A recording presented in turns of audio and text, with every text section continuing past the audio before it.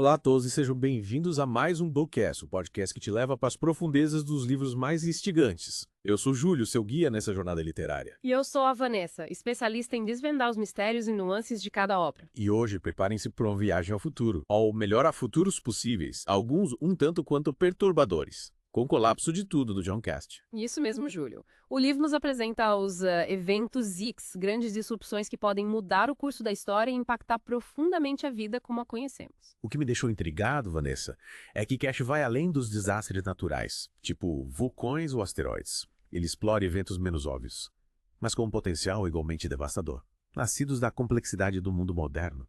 É como se a nossa própria engenhosidade pudesse voltar contra nós, não é? Exatamente. É como um castelo de cartas, Júlio. Cada carta representa um sistema, energia, transporte, comunicação, tudo interligado. Basta uma carta cair para a estrutura inteira desabar. A dependência que criamos entre esses sistemas os torna extremamente vulneráveis. Entendi. Então, para Cash, essa crescente complexidade é a raiz do problema. Mas como ele explica essa relação entre complexidade? E os tais eventos X? Ele define 5 princípios da complexidade, que ajudam a entender como os sistemas complexos podem gerar esses eventos imprevisíveis e de grande impacto. 5 princípios. Nossa, isso parece bem denso. Mas vamos lá. Eu explico um pouco sobre cada um deles, começando pelo primeiro. Emergência. O que Cash quer dizer com isso? A emergência descreve como características novas e imprevisíveis podem surgir da interação de elementos individuais em um sistema. Pense no trânsito, por exemplo. Um único carro não causa engarrafamento, mas a interação de vários carros em um sistema complexo. Sim, é como se o sistema, como um todo, adquirisse propriedades que não estavam presentes nas partes individuais. Interessante. É como se o todo fosse mais do que a soma das partes. Certo. E como esse princípio da emergência se relaciona com os eventos X? Pense em uma nova doença, Júlio, surgindo da interação complexa entre humanos, animais e meio ambiente. Ou um colapso econômico global, desencadeado por uma série de pequenas falhas em diferentes mercados. A emergência nos mostra que, em sistemas complexos, o imprevisível pode acontecer, e muitas vezes as consequências vão muito além do que imaginávamos. Faz sentido. E o segundo princípio, Vanessa? Adaptação, como ele entra na equação. A adaptação se refere à capacidade dos sistemas de se ajustarem a mudanças, para manterem a estabilidade. A internet, por exemplo, está em constante evolução e adaptação, mas essa busca incessante por inovação, segundo Cast, pode tornar os sistemas mais frágeis, propensos a quebras. É como se, na tentativa de se adaptar e evoluir, a gente acabasse criando novas brechas, novos pontos fracos, certo? E o terceiro princípio, criticalidade auto-organizada. Esse princípio explica como sistemas complexos tendem naturalmente a um estado crítico, onde pequenas perturbações podem desencadear grandes consequências. Imagine um único acidente de carro, causando um engarrafamento em toda a cidade, ou uma pequena falha técnica levando a um apagão em cascata que afeta um país inteiro. Nossa, é de arrepiar pensar nisso. Uma pequena faísca pode causar um incêndio incontrolável. E o quarto princípio, Vanessa? O princípio dos cachinhos dourados. Como se aplica essa conversa sobre eventos X? O princípio dos cachinhos dourados afirma que os sistemas funcionam melhor quando existe um equilíbrio. Nem muita liberdade, nem muito controle. Sistemas com pouca liberdade sufocam a inovação, enquanto sistemas com muita liberdade caem no caos. A chave para a estabilidade é encontrar o ponto ideal entre ordem e caos. Então, para Cash, tanto o excesso de controle quanto o excesso de liberdade podem contribuir para a ocorrência de um evento X. Exatamente. Pensa na internet, por exemplo. Se houver controle demais, a inovação é sufocada e o sistema se torna estagnado, incapaz de se adaptar a novas ameaças. Por outro lado, se houver liberdade demais, a segurança fica comprometida e o sistema se torna vulnerável a ataques e falhas. É como se a gente precisasse encontrar o ponto de equilíbrio, o ponto ideal para que o sistema funcione de forma harmônica e resiliente. E o último princípio, Vanessa, indecidibilidade barra incompletude. Isso parece bem complexo. Ele é inspirado no teorema da incompletude de Gödel, que demonstra que a lógica racional sozinha não consegue prever todas as possibilidades.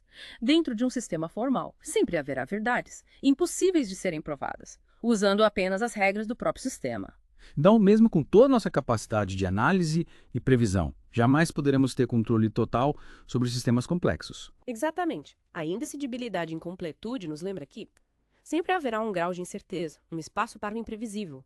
Por mais que a gente tente modelar e controlar os sistemas, sempre haverá variáveis desconhecidas, interações inesperadas e eventos que fogem à nossa compreensão. E é nesse espaço que os eventos GIC se escondem. Entendi. E Kant usa algum exemplo prático, digamos, para ilustrar esse princípio. Ele usa o exemplo da sonegação de impostos. Por mais que o governo crie leis e sistemas de fiscalização complexos, sempre haverá pessoas encontrando brechas e maneiras de burlar o sistema. É impossível prever todas as estratégias de sonegação, porque a criatividade humana, por assim dizer, está sempre um passo à frente. Caramba, isso é fascinante e um pouco assustador, confesso. Mas agora que já exploramos os 5 princípios da complexidade, vamos mergulhar no cenário específico de eventos X que Cash apresenta no livro. Com certeza. Prepare-se para uma viagem por futuros hipotéticos, mas perturbadoramente plausíveis. Estou pronto para me aventurar nesse mundo de eventos X, Vanessa. Mas antes, acho que seria interessante a gente fazer um breve intervalo, para os nossos ouvintes digerirem toda essa informação sobre complexidade. Boa ideia, Júlio. Afinal, entender complexidade é o primeiro passo para navegar por ela. Voltamos em breve com a segunda parte do nosso mergulho em o colapso de tudo. Pois bem, Júlio, preparados para desbravar esses eventos X, Cash nos apresenta cenários diversos e podemos agrupá-los para entender melhor suas causas e implicações. Agrupá-los. Interessante. Como podemos fazer isso, Vanessa? Podemos pensar em 2 grandes grupos. O primeiro, relacionado à fragilidade dos sistemas de informação e comunicação. E o segundo, ligado à vulnerabilidade dos sistemas de produção e distribuição de recursos essenciais. Entendi. Então, no primeiro grupo teríamos, por exemplo, o apagão digital, que já discutimos brevemente. A nossa dependência da internet é tão grande que um evento assim seria catastrófico. Sem dúvida, Júlio. Imagine um mundo sem internet. Caos total, sem acesso a e-mails, redes sociais, bancos online, transações financeiras e informações. E o mais assustador é que essa vulnerabilidade não é na especulação, Cash cita casos reais que ilustram os perigos que enfrentamos. Que tipo de casos, Vanessa? Ele menciona, por exemplo, a descoberta de uma falha gravíssima no sistema DNS da internet, feita pelo especialista em segurança Dan Kaminsky. Essa falha, se explorada por hackers, poderia ter redirecionado o tráfego da internet para sites falsos, ou até mesmo bloqueado o acesso a sites legítimos. Nossa, isso seria um caos total. Mas felizmente, a falha foi corrigida a tempo, certo? Sim, Júlio. Kaminsky, ciente da gravidade da situação, alertou as autoridades e empresas de tecnologia, e a falha foi corrigida, antes que hackers mal intencionados pudessem explorá-la em larga escala. Mas o caso serve como um alerta. A internet, por mais robusta que pareça, é suscetível a falhas, com consequências devastadoras. E além de falhas técnicas, quais outros fatores poderiam levar a um apagão digital? Cash também menciona a possibilidade de ataques de hackers, como os ataques de negação de serviço, que sobrecarregam servidores com tráfego artificial, tornando-os inacessíveis. E também governos, com o poder de bloquear o acesso à internet em seus países, como aconteceu no Egito durante a Primavera Árabe. Imagine o impacto disso na vida das pessoas, na economia, na política. É assustador pensar que algo tão essencial à vida moderna, como a internet, possa ser tão facilmente comprometido. E qual seria o outro cenário que se encaixa nesse primeiro grupo, Vanessa? Ou da fragilidade da informação? Cast fala do colapso da globalização, Júlio. E veja só, à primeira vista, globalização e internet parecem coisas distintas, mas ambas dependem de sistemas complexos de informação e comunicação para funcionarem. Verdade. A globalização depende de fluxos constantes de dados, transações financeiras, informações sobre mercados, e tudo isso trafega pela internet. Certo. Exatamente. E essa dependência de sistemas complexos interligados é justamente o que torna a globalização, assim como a internet, vulnerável a eventos X. E quais seriam os gatilhos para um colapso da globalização, Vanessa? Casti menciona crises econômicas, instabilidade política, escassez de recursos naturais, pandemias, até mesmo o aumento do nacionalismo e do protecionismo. Qualquer um desses fatores, ou uma combinação deles, poderia levar a um colapso da globalização, com países fechando suas fronteiras, interrompendo o comércio internacional e buscando a autossuficiência. Seria como um retrocesso histórico, um retorno ao isolamento e à fragmentação do mundo. E quais seriam as consequências disso, Vanessa? Imagine um mundo com menos cooperação internacional, mais conflitos por recursos, aumento da pobreza e da desigualdade, e menos acesso a bens e serviços. Um cenário bastante sombrio. E o que podemos fazer para evitar esse colapso da globalização, Vanessa? Casti argumenta que precisamos repensar a globalização, buscando um modelo mais equilibrado e sustentável, que não se baseie apenas na busca desenfreada pelo lucro e na exploração de recursos, um modelo que leve em conta as necessidades de todos os países e que promova a justiça social e a proteção ambiental. Quais que o caminho para evitar o colapso, tanto da internet quanto da globalização, passa por repensarmos a nossa relação com a tecnologia e com o modelo econômico vigente. Mas o segundo grupo de eventos X, Vanessa, aquele ligado à produção e distribuição de recursos. Nesse grupo, Júlio, temos cenários assustadores, como o colapso do sistema alimentar global e o ataque de pulso eletromagnético. Vamos começar pelo colapso alimentar. O que Casti nos diz sobre esse cenário? Ele argumenta que o nosso sistema alimentar global, com sua dependência de monoculturas, agrotóxicos, transporte de longa distância e mercados globais interligados, é extremamente vulnerável a crises. Basta um evento disruptivo para desencadear um efeito dominó, devastador. E que tipo de evento poderia causar esse colapso? Uma guerra, uma pandemia, uma crise climática? Cart menciona diversos exemplos, como doenças que afetam plantações, como a ferrugem do trigo, escassez de água para irrigação, erosão do solo, eventos climáticos extremos, como secas e inundações, e até mesmo o desaparecimento das abelhas, responsáveis pela polinização de diversas culturas. O desaparecimento das abelhas. Nossa, isso seria catastrófico. Mas como isso pode acontecer? Cientistas ainda investigam as causas, Júlio, mas fatores como o uso de pesticidas, a perda de habitat e doenças estão contribuindo para a diminuição da população de abelhas em todo o mundo. E sem abelhas para polinizar as plantas, a produção de alimentos seria drasticamente afetada. É como se estivéssemos destruindo, aos poucos, as bases Tá do nosso próprio sustento. E o que podemos fazer para evitar esse colapso alimentar, Vanessa? Caixinha argumenta que precisamos diversificar a produção de alimentos, investindo em agricultura familiar, agroecologia e produção local. E também reduzir o desperdício de alimentos, que é um problema enorme em todo o mundo. E o outro cenário que você mencionou, Vanessa, o ataque de pulso eletromagnético. Esse me parece um cenário digno de filme de ficção científica. Pode parecer ficção, Júlio. Mas a tecnologia para criar uma bomba PEM já existe. E Castita argumenta que a possibilidade de grupos terroristas ou nações hostis usarem essa arma não pode ser descartada. Mas o que é exatamente um ataque PEM, Vanessa? E quais seriam as consequências de um ataque desses? Um pulso eletromagnético de alta intensidade, causado por uma explosão nuclear em alta altitude, poderia fritar todos os circuitos eletrônicos desprotegidos. Em uma vasta área, imagine o caos. Sistemas de comunicação, transporte, energia, hospitais, tudo paralisado. Voltaríamos à era pré-industrial da noite para o dia. É um cenário apocalíptico. E como podemos nos proteger de um ataque PEM?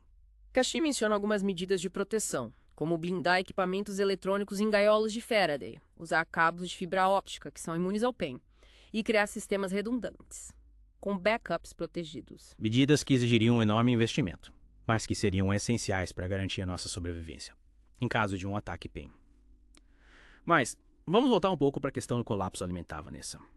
Casti menciona algum exemplo histórico para ilustrar esse cenário. Ele cita o livro No Blade of Grass, de John Christopher, uma ficção científica que descreve um mundo devastado por um vírus que ataca plantações de gramíneas, levando à fome e ao caos social.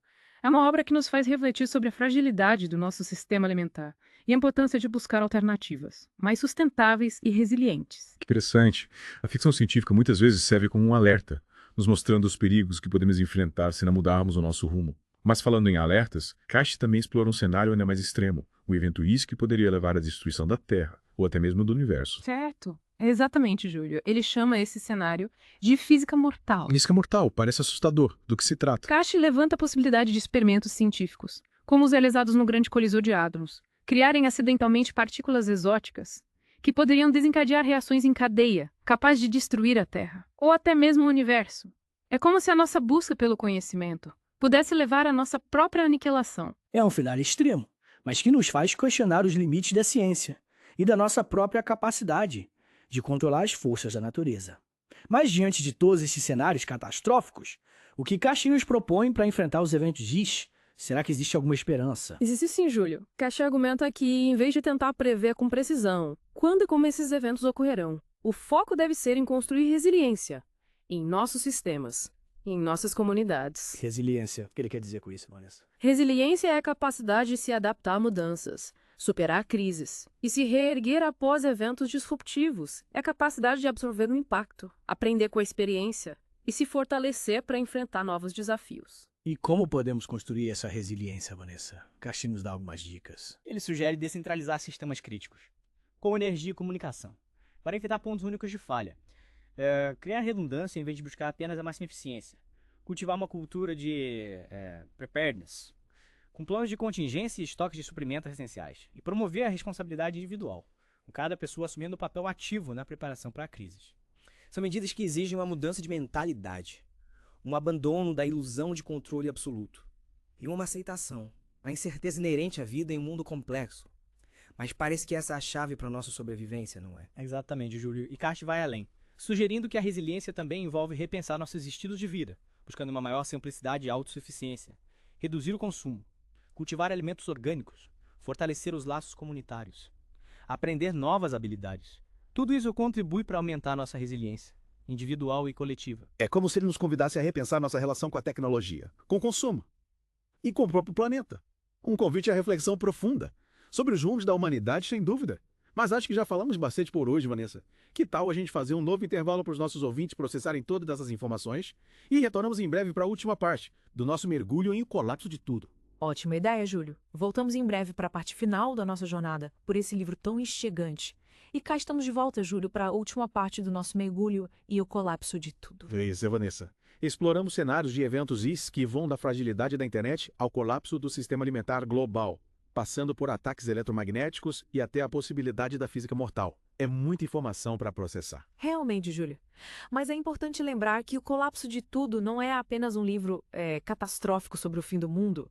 Castilho nos convida a uma profunda reflexão sobre a complexidade do mundo em que vivemos e nos oferece ferramentas para navegarmos por essa complexidade de forma mais consciente e resiliente. Verdade, Vanessa. Ele nos apresenta os 5 princípios da complexidade, que nos ajudam a entender como sistemas complexos funcionam e como podemos nos preparar para os eventos imprevisíveis que podem surgir. Exatamente. E além disso, Castilho nos leva a questionar nossa crença no controle absoluto, nos mostrando que a incerteza é uma parte inerente da vida em um mundo complexo. E que, em vez de tentar nos prever, controlar tudo, o caminho mais sábio é aprender a lidar com essa incerteza, desenvolvendo a capacidade de adaptação e improvisação. Isso mesmo, Júlio. É como aprender a surfar nas ondas da complexidade, em vez de tentarmos domá-las. E Castilho nos dá algumas dicas de como podemos nos tornar surfistas mais habilidosos. Quais dicas seriam essas, Vanessa? Ele fala da importância de descentralizar sistemas críticos, criar redundância, cultivar uma cultura de preparedness e promover a responsabilidade individual. Mas ele vai além, nos convidando a repensar nossos estilos de vida, buscando uma maior simplicidade e autossuficiência. Gostei dessa ideia de repensar nossos estilos de vida, Vanessa. Em vez de buscarmos sempre mais consumo, mais tecnologia, mais complexidade. Talvez o caminho seja buscar menos, simplificar, conectar-nos mais com a natureza e com as nossas comunidades. Concordo, Júlio. O Castilho nos mostra que a busca desenfreada pelo crescimento econômico e pelo progresso tecnológico, sem levar em conta os seus impactos sociais e ambientais, pode nos levar a um beco sem saída. E que a verdadeira resiliência reside na capacidade de adaptarmos nossos estilos de vida às mudanças, buscando um equilíbrio entre as nossas necessidades e os limites do planeta. Exatamente. É como se ele nos convidasse a redescobrir o valor da simplicidade, da colaboração e da conexão com a natureza. Valores que foram esquecidos em meio à correria da vida moderna. Esses valores, Vanessa, me lembram muito as sociedades tradicionais, que viviam em harmonia com a natureza e tinham um forte senso de comunidade. É verdade, Júlio. Castilho nos faz refletir sobre o que podemos aprender com essas sociedades, com seus conhecimentos ancestrais e suas formas de vida mais sustentáveis. Talvez a chave para enfrentarmos os desafios do futuro esteja em resgatarmos esses valores, adaptando-os à realidade do mundo moderno. Quem sabe, Júlio? O importante é que a gente se abra para novas formas de pensar e de viver, questionando os modelos que nos trouxeram até aqui. E que a gente não se deixe paralisar pelo medo dos eventos X, mas que usemos essa consciência dos riscos para nos mobilizarmos na construção de um futuro mais resiliente e sustentável. Com certeza, Júlio. E o colapso de tudo, com suas reflexões profundas e seus cenários provocativos, é uma ótima ferramenta para nos ajudar nesse processo. Sem dúvida, Vanessa. E para os nossos ouvintes que ficaram curiosos para saber mais sobre os eventos X e como se preparar para eles, recomendamos a leitura completa do livro O Colapso de Tudo, do John Cast. E lembrem-se, queridos ouvintes, a complexidade é um desafio, mas também uma oportunidade. Ao entendermos melhor como sistemas complexos funcionam, podemos nos tornar mais resilientes, mais adaptáveis e mais preparados para os desafios do futuro. E assim, encerramos o nosso mergulho em O Colapso de Tudo. Esperamos que tenham gostado da viagem. E até a próxima. Com mais um mergulho profundo no mundo dos livros,